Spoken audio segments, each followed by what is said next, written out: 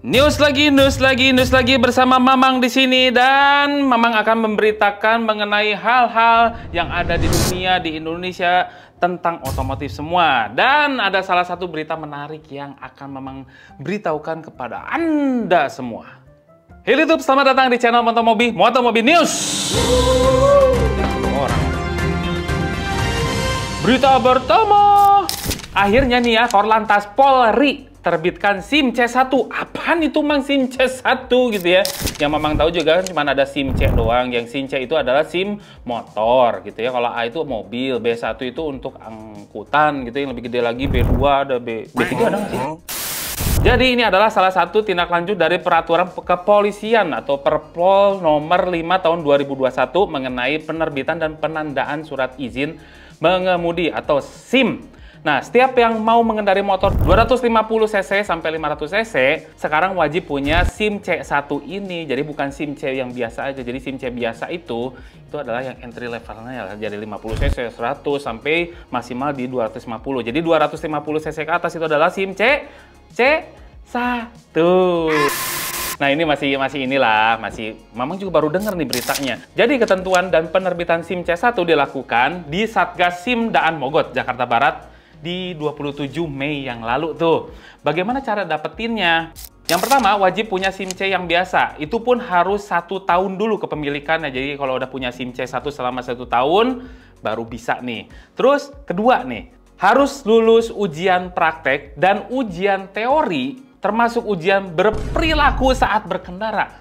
Jadi kalau kita berperilakunya kurang normal ya, kata Pak Irjen Pol Aan Suhanan, nanti diuji oleh Satpas bagaimana kemampuannya mengendari kendaraan 250 hingga 500 cc gitu. Ujian prakteknya juga berbeda dengan SIM C yang biasa. Jadi diujinya itu pakai Moge Hunter Scrambler SK500. Tentunya materi ujian ini udah dikaji oleh tim Korlantas Polri.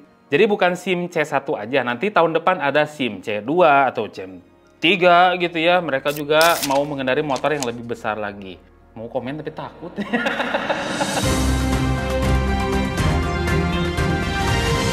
GAC Aion Y Plus mulai diuji jalan di Indonesia. Nah, ini keren nih. Jadi ini kami bukan mendapatkan gambar spy shot ya, tapi diumumkan langsung oleh PT Indomobil Energi Baru dan GAC Aion melalui rilis resminya. Jadi melalui uji coba ini, pastinya mereka bermaksud mendapatkan informasi soal bagaimana kinerja Y Plus saat dihadapkan pada kondisi jalanan dan lalu lintas di Indonesia. Jadi setelah beberapa lama berlangsung tuh, hasilnya diklaim kalau GAC Aion Y Plus adalah sahabat berkendara yang cerdas, aman, terdepan secara teknologi dan fitur, ramah lingkungan juga, serta menyediakan pengalaman pengguna yang memuaskan. Itu katanya. Tapi kami juga belum menguji, jadi ya tunggu aja ya. Dan kemarin, tim kami, Motomobi News, udah ada yang berangkat ke China untuk melihat langsung seperti apa kesiapan GAC Aion Y Plus ini. Nah, jadi kembali soal pengujian Y Plus ya. Jadi pengujian tersebut mencakup berbagai aspek, dimulai dari performa mesin, efisiensi energi, terus juga sistem pengereman, suspensi, teknologi keselamatannya, dan kenyamanan pengemudi serta penumpangnya. Kata Pak Andri Cio ya, CEO PT Indomobil Energi Baru mengatakan, jadi katanya pengujian ini itu untuk membuktikan bahwa Aion Y Plus merupakan solusi kendaraan yang tepat untuk kebutuhan konsumen di Indonesia. Ya, kami sangat senang itu dapat melakukan kegiatan ini karena kami satu langkah lebih dekat menuju peluncuran Aion Y Plus di Indonesia, kata Pak Andri Cio. Jadi kapan sih Mang peluncurannya? Kemungkinan bulan Juni ini nih udah diperkenalkan di kalangan media. Lalu bulan Juli itu ada Gias ya, tunggu aja di sana. Kita kayaknya tuh bakal ada tuh GAC di sana.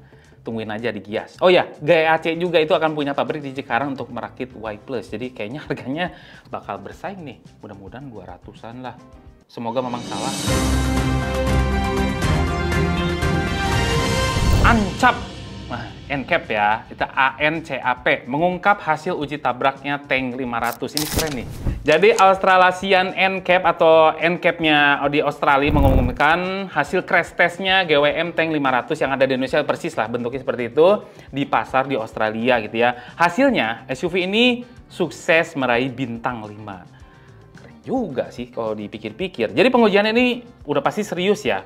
Jadi ada uji tabrak frontal, samping, sampai menilai seperti apa fitur keselamatan dan perlindungan yang ada, kayak airbag gitu ya, kayak yang ada di dalam tuh yang menggembung-gembung itu pasti ada di situ juga. Jadi NCAP ini itu memberikan nilai skor tertinggi untuk perlindungan orang dewasa dan anak-anak saat uji tabrak si tank 500 dari samping. Gila, dari sampingnya itu kayak gitu. Bicara fitur-fitur perlindungan untuk anak-anak gitu ya, ada satu kemampuan yang dinilai sangat baik, namanya adalah Child Presence Detection. Jadi ini adalah sebuah fitur yang sangat disarankan untuk ada oleh NCAP di seluruh dunia berdasarkan protokol terbaru mereka. Jadi sistem CPD ini yang dipasang pada mobil ini nih, menggunakan serangkaian sensor yang dipasang di dalam kendaraan. Jadi fungsinya si sensor ini untuk mendeteksi gerakan fisik dan pernapasan. Jadi penumpang yang ada yang di dalam mobil itu ya, yang mungkin secara tidak sengaja tertinggal di dalam setelah kendaraan terkunci. Keren juga. Jadi saat terdeteksi, mobil ini akan membunyikan klakson dan mengeluarkan notifikasi ponsel dan email untuk mengingatkan pengemudi. Ya memang sih ada orang juga yang suka lupa kalau dia bawa anak-anak. Jadi untuk penilaiannya bisa dilihat di sini. Wih, gila, keren. Nggak ada yang mau sponsorin gitu. Ini hostnya haus nih. Haus. Gak ada lagi. Nih, sponsorin kesini ya. Ada Om Acit tuh, lo pengen support kita. Jangan sih. Haus nih mamang. Jadi Kia EV mengumumkan Kia EV yang baru nih. Ada namanya Kia EV3 yang resmi diumumkan kehadirannya. Jadi Kia Global mengumumkan kehadiran adiknya, yaitu ya dari adiknya EV9 ya, namanya adalah EV3. Jadi mobil ini juga mobil listrik yang diperkenalkan kepada media secara online pada 23 Mei yang lalu. Jadi bentuknya seperti ini. Jadi Kia EV3 ini terdiri di atas platform eGMP yang dibuat oleh Hyundai Kia Group. Jadi motor listriknya ada di as roda depan. Yes, ini adalah front wheel drive. Jadi tenaganya adalah 201,1 HP. Oke, keren. Torsinya 283 Nm. Jadi sumber energinya diambil dari baterai berukuran 58,3 kWh untuk varian yang standar. Nggak disebutin juga ini ya di dalam yang kita tahu gitu ya. Jadi berapa jarak jelajah yang standar ini. Tapi kami rasa nggak akan kurang dari 400-an kilo, lebih dari itu. Nah versi yang long range-nya dibekali baterai 81,4 kWh.